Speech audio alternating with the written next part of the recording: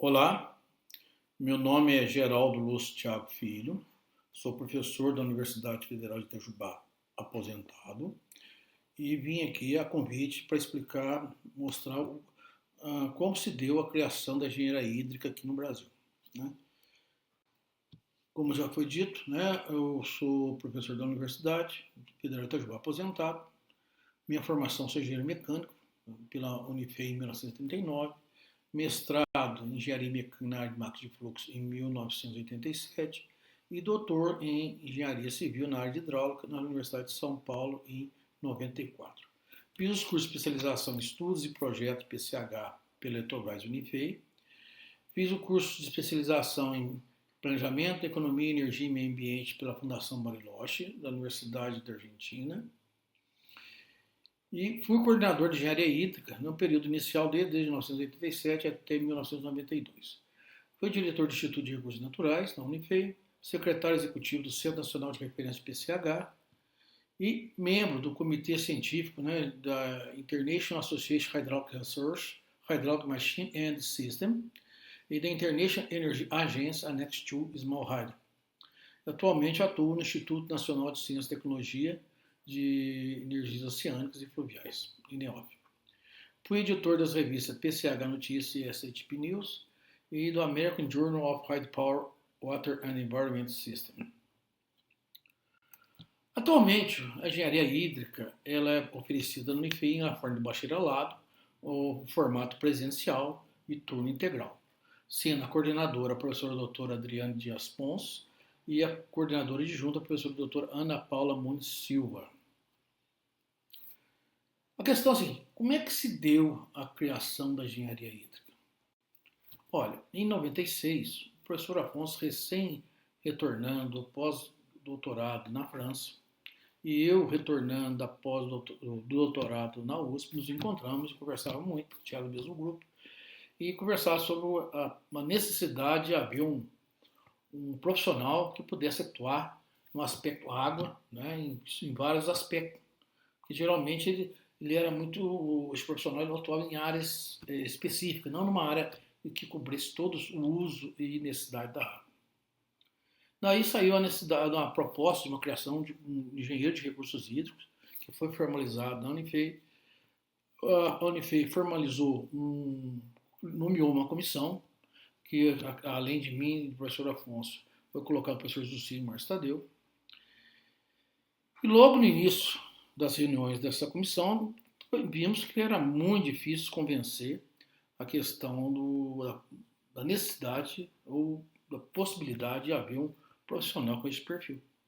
Então a área conservadora, né, dizia que isso estava integrado à engenharia civil e a área progressista dizia que não, que precisava criar um profissional específico para a questão da água, né? Então, por discordância dos membros da comissão, essa comissão foi desfeita, né? Uma vez a comissão desfeita, né, o diretor da ocasião era o professor José Carlos Goulart, diretor da IFEI, né, Unifei, e chamou, né, e pediu, olha, vai fazer pesquisas das instituições com que as instituições pensam de um profissional desse.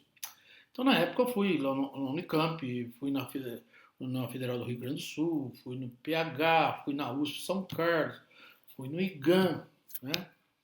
Conversei com meus ex-professores lá da USP São Paulo, né? E a dificuldade era grande, porque geralmente o pessoal da civil entendia que era uma área da civil. E o pessoal que não era da civil não entendia muito o que a gente estava propondo. Então estava complicado a gente justificar isso. Então houve uma luta, uma explicação, né, muito grande sobre o que a gente imaginava, né, nesse engenheiro hídrico. Nós partimos do princípio, né, da criação e da justificativa desse profissional, né, do engenheiro hídrico, é que ele deveria atuar em sistemas distintos, sistema de recursos hídricos, em sistema de circuitos hídricos, gestão de sistemas hídricos e sistema de informações hídricas. Sendo que o sistema de informações hídricas e gestão era novidade, porque até então os recursos hídricos e sistema de circuito hidráulico eram convencional, né? E a inovação estava em introduzir na formação desse profissional essas duas áreas do conhecimento. E a ideia é que essas áreas venham, né, trabalhando de uma forma integrada, né, integrada, para poder fazer a questão da gestão e o uso da água. Para isso, né, foi criada uma série de disciplinas que nós criamos grupos, natureza e sistemas, o sistema e áreas de conhecimento. Então, e criamos as disciplinas que poderiam atender exatamente esses, vamos dizer, os grupos e áreas de conhecimento. Por exemplo, no sistema de recursos hídricos, a gente entendia que existia a parte natural e a parte artificial. Né? Aqui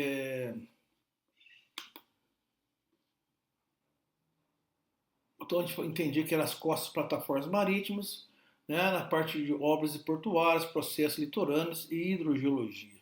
Né? E foi criadas as disciplinas aqui. E era até interessante que em Minas Gerais nós fazemos, né, uma parte de curso onde estudaria oceanografia, né, portos. E a gente estava querendo formar um engenheiro para o Brasil, para o mercado, não só para trabalhar em Minas Gerais. Né? Na outra área, que é sistemas de circuitos hidráulicos, que atua mais na área artificial, nós entendíamos, que vai ser a gestão da bacia, né, o sistema da bacia, saneamento, hidroenergético, irrigação, drenagem, hidrovias, hidráulico pluvial e sistemas associados. E foi criada uma série de disciplinas que atendesse essas áreas do conhecimento, que era a área que a gente dominava bem. Tá?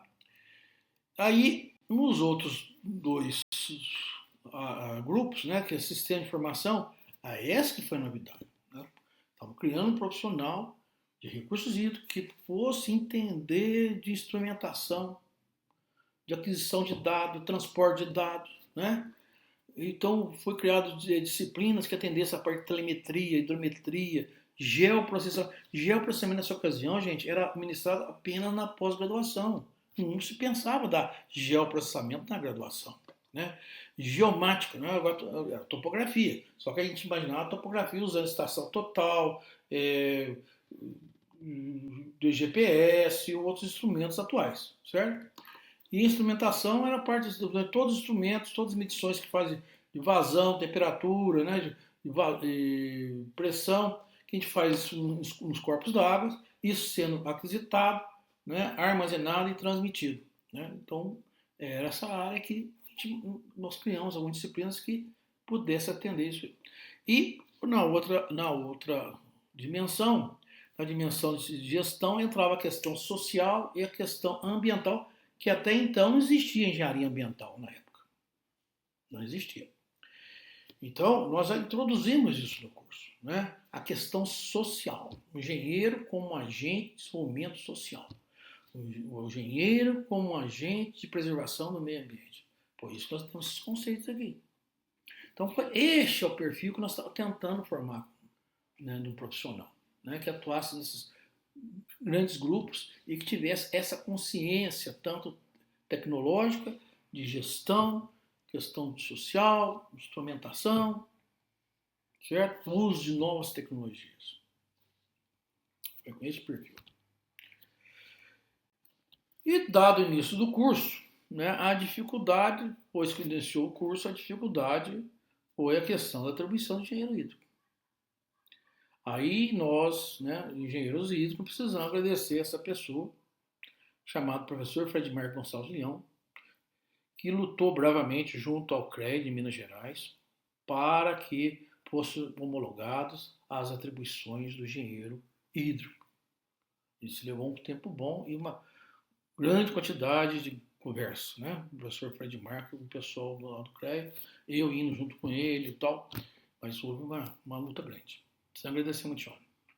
E finalmente, né, nós conseguimos lá em 2006, olha que 2006, né, que o CONFEA dessa atribuição de engenheiro hídrico, que nós estamos, o engenheiro hídrico, né, qualificado para avaliar, quantificar, projetar, montar, fiscalizar, gerenciar empreendimentos relacionados a recursos hídricos, sistemas de circuitos hídricos, sistemas de informação hidrológica e gestão de recursos hídricos. Nós pegamos as linhas 1 à linha 18. Foi muito bom. Foi muito bom, que deu garantia e formou. Daí está formado o engenheiro hídrico. Ele levou, né, algum tempinho para conseguir até a atribuição de engenheiro. Isso, então, conseguido, né? Outras universidades tiveram interesse de fazer o curso, já tinha interesse, eles tinham a mesma dificuldade nossa de justificar a criação deste curso, né, perante, né, as pró-reitorias e os conselhos universitários. E logo de seguida também, além de nós, veio a Universidade de Pelotas, a Universidade do Vale de Jequitinhonha, a Universidade Federal do Rio Grande do Sul. Teve outras universidades privadas aqui na região que montou o curso, mas o campus acabou não progredindo por outros problemas. Mas hoje, então, nós não ficamos sozinhos. Tem uma série de pessoas formando e bastante gente, né, com alta competência. Né? Então, ótimo. Né? Nós estávamos no caminho certo. E como é que se dá o processo de aprendizado? O processo de aprendizado, desde o princípio da formação do curso, foi, né, o ensino teórico, agregado fortemente à prática, isso dá o conhecimento do aluno. Com quais atividades? Aulas em salas de aulas, né? Aulas de laboratório, fortemente laboratório, muito laboratório.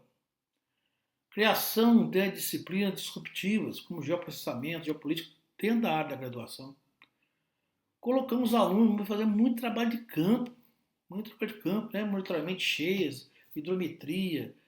Dá uma enchente aqui, nós vamos medir até onde foi o rio, vamos avaliar qual que é a cheia, vamos medir a vazão do rio, né? Visitas técnicas, muitas visitas técnicas a hidrelétricas, hidrovias, obras hidráulicas, né? Projetos, na medida do possível, os professores envolviam os alunos em projetos, né, de P&D ou pesquisa que estava sendo desenvolvido para a ANA, para a CEMIG, para a ANEL, então muitos alunos foram envolvidos nisso. Adquiriram, né, um pouco de experiência, que é prestação de serviço nessa área de recursos hídricos. Tanto que, né, essa pesquisa de regionalização de vazões da Bacia Hidrográfica 61, por exemplo, foi o pessoal da Hidro que fez toda a regionalização aqui, né, das vazões que é a Bacia do Rio Grande, né, para a ANA na época. Também concebemos o tipo de atividade, né, bastante promoção de seminários internos, tipo CEGOS, que é um seminário feito por aluno de início do curso, né, para apresentar as ideias, propostas, o que ele imagina da parte de engenharia hídrica. O SEMIAR, que é um seminário em meio ambiente, recursos hídricos e energia renovável. Aí a aplicação mais de uma pessoa de iniciação científica, depois, mais tarde, mestrado, essas coisas. Participação em eventos científicos, técnico-científicos, por exemplo, o Dia Mundial da Água em Brasília, né, saímos aqui de Itajubá, fomos até Brasília, no ônibus, né, para participar lá num evento lá do Dia Mundial da Água. Foi muito bom. Não trabalho no cão, mas foi muito bom. Outra coisa, perfil que a gente tinha é a questão do incentivo ao empreendedorismo. Desde o início, nós falávamos para os alunos, vocês serão formados aqui para poder ser empreendedores, não necessariamente procurar emprego. Isso eu digo a todos vocês, engenheiros hídricos, a todos os engenheiros. Nós somos profissionais liberais. Como tal, podemos atuar. Né? Depende só da coragem e da boa vontade nossa. Também tivemos, na ocasião, bastante convênios, podemos envolver os alunos, né? E isso todo deu para criar um perfil, né, da formação desse engenheiro pretendido. Então foram várias atividades envolvidas, né? Então, por exemplo, aqui na formação profissional e humana do nosso aluno. Então, sala de aula, aqui nós estamos vendo aqui, são alunos, né, egressos do curso, mostrando aqui o uso de tecnologia nova, né, o uso do drone para fazer topografia, tá certo? São ex-alunos nossos que montaram empresas, empreendedores, empresários, hoje geram emprego. Aqui mostra a atividade do aluno no campus aqui usando DGPS para fazer topografia. Era novidade na época. Era muito novidade isso aí. Né? E aluno na sala de aula, aqui, aula de laboratório, um evento, né, científico, isso aqui, olha, todos eles felizes com plaquinha aqui de um congresso, deve ser os CEGOS, né? E aqui os alunos devem ter saído da aula de química aqui. Né? Aqui, uma sala de aula de laboratório, sala de aula é anexa a este laboratório, os alunos tinham aulas e ensaios sobre hidráulica de canais, de conduto, máquinas hidráulicas. Aqui tem duas bancadas, né, de medição de vazão. Essa coluna é de transitório hidráulico. Os alunos com certeza terminaram essa aula aqui, tiraram uma foto. Aulas no campo, né, de hidrometria, a gente fazia muito hidrometria. Além disso, né, a parte de geoprocessamento, aqui mostra a hidrometria num rio grande, aqui está sendo um estuário. Aqui uma hidrometria, um pequeno rio chamado Rio Bicas, né, próximo de Itajubá aqui. Dois alunos fazendo aqui a medição de vazão numa estação fluviométrica. Eles instalaram e monitoraram essa instalação. Aqui a usina Luiz Dias, que foi um grande laboratório, né? Essa usina a gente era cedido, incomodado com a prefeitura, com a CEMIG, e os alunos tinham acesso direto a essa usina aqui para fazer uma série de atividades. Aqui, por exemplo, tirando foto aí na tomada d'água, né? Aqui uma aula de topografia, usando estação total, com certeza a hidrometria, né? Fizemos visitas, né, tipo assim, a nascente do Rio Sapucaí, que é um rio que nasce no Campos Jordão e, e deságua no reservatório de Furnas, faz parte aqui da bacia de Itajubá, né? A Barqueatas, né, o professor Augusto promovia isso muito com os alunos, todo mundo ia para a barca no meio do rio e terminava a atividade com uma churrascada, né? Aqui são atividades de aula em estuário, né? Estou vendo aqui um estuário, né? Aula típica que eu um técnico que ajudava a gente, os alunos, né, fazendo parte da medição de medição de vazão ou batimetria aqui, ok? Aqui já são fotografias da atividade dos cegos, do Dia Mundial da Água, aí, ó. Os cegos, ó, que vocês estão vendo aqui, são o aluno capaz de apresentar no auditório, aí tinha uma banca de professores aqui, ó, tá certo? Professor Augusto, professor Roberto, Ana Lúcia, e depois fazia a erguição para o aluno. Eu apresentava o tema e depois fazia uma avaliação, né? Quer dizer, é uma atividade bastante pesada para o aluno que estava entrando na universidade. Mas era bom, né? Aqui o Dia Mundial da Água sendo promovido aqui em Itajubá, né? Isso aqui também é típico de uma atividade de seminário onde o aluno está sendo arguido pelos professores. Aqui, ó, a mesma coisa. Esse é o término disso. Então, um dia aqui, ó, isso quer dizer em Brasília, um dia que foi em Brasília. Então, a atividade a gente procurava fazer os alunos envolver a atividade tanto técnica, de campo, de conhecimento, como atividade de seminário, que exigia postura do aluno, oratório do aluno. Também aqui mostra a atividade de campo, fortemente de campo, basicamente para o pessoal de hidrometria, que é para rio, aqui ó, um oceano, fazia medições, né, de topoaltimetria, fluviometria, usando instrumentos de, né, tanto molinete como instrumentos de ponto como a DCP, essas coisas. Outras visitas técnicas aqui uma visita técnica do professor Arthur na hidrovia do Tietê, aqui uma mocinha aqui lá na usina do Itaipu, né? Isso aqui é numa estação de bombeamento, isso aqui é uma visita, um caso de força de uma usina hidrelétrica, isso aqui também deve ser o rio, né, onde foi feita a hidrovia. Finalmente nós formamos a primeira turma. Essa foi a primeira turma, em 98, né? Entraram 20, saíram 10, né? Na segunda turma saiu um pouquinho mais, na terceira turma saiu um pouquinho mais. Aqui está mostrando, né, uma palestra para os alunos ingressantes no curso de iniciação em engenharia, explica, né, mostra para eles qual que é o perfil de engenheiro, o que nós esperamos desses alunos, né? Também junto, né, com as atividades curriculares, a gente tinha fortemente atividades extra classe, né? Era muito comum o professor receber alunos em casa, né? Chácara para fazer um churrasco, uma conversa, sempre depois de um evento importante que tivesse ocorrido, né? Então aqui está mostrando outro encontro pessoal, aqui encontro em bar, né? Mas sempre com a presença de professor, de alunos, e sempre numa irmandade muito grande. Os encontros de ex-alunos também têm ocorrido, né? Junto com a turma, né?